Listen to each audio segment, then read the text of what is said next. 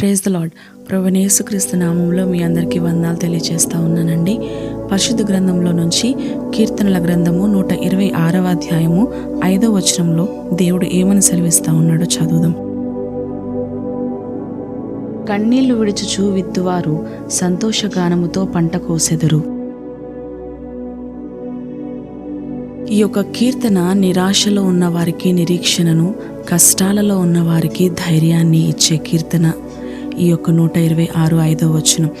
అయితే విత్తనాలు నాటడము అనంటే ప్రార్థన చేయడము, విశ్వాసముతో జీవించడము మరియు దేవుని కోసము, దేవుని పని కోసము కష్టపడడం. కన్నీటితో విత్తనాలు విత్తుతుంటే గనక అది ఎట్లా అంటే మనకి ఎన్ని సమస్యలున్నా, ఎన్ని బాధలు, ఇరుకులు, ఇబ్బందులు ఉన్నప్పటికీ కూడా ఆ యొక్క ప్రతికూల పరిస్థితుల్లో కూడా, ఆ యొక్క సమయాలలో కూడా దేవుని మీద ఆధారపడుతూ, దేవుని మీద నమ్మకము చూపిస్తూ దేవుని యొక్క సేవలో కొనసాగిపోవడమే. అయితే సంతోషగానముతో పంట కోస్తాము అని దేవుని యొక్క వాక్యము సెలవిస్తూ ఉంది.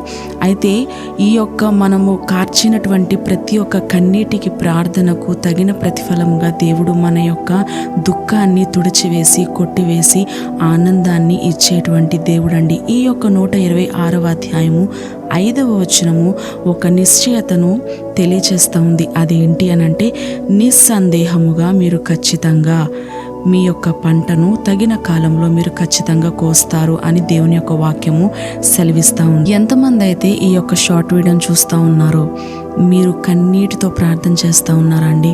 దిగులు పడుతూ, భయముతో, భీతితో, ఎప్పుడు నేను ఆశీర్వాదము అనే ఒక పంటను కోసుకుంటాను అనే ఒక దిగులుతో ఉన్నారా? అధైర్యపడతా ఉన్నారా? దేవుని యొక్క వాక్యం సెలవిస్తూ ఉంది, అధైర్యపడాల్సిన అవసరం లేదు. ఎందుకు అనంటే పంట కోసుకోలేకపోతా ఉన్నాం ఇప్పుడు, కానీ త్వరలో దేవుడు నమ్మదగినటువంటి దేవుడండి. త్వరలో మీ యొక్క ఆశీర్వాదము అనే ఒక పంటను ఖచ్చితంగా కోసుకుంటారు. మీ యొక్క కన్నీటి ప్రార్థనను దేవుడు ఆలకించేటువంటి దేవుడు. మీ యొక్క దుఃఖాన్ని తుడిచివేసి రెండంతల ఆశీర్వాదమును దేవుడు అత్యధికముగా మీ యొక్క జీవితములో ఫలభరితముగా ఆశీర్వదించేటువంటి దేవుడు. కనుక ఈ యొక్క విత్తబడిన యొక్క వాక్యము మన యొక్క హృదయములో నూరంతలుగా ఫలింపచేయునుగాక. ఆమేన్.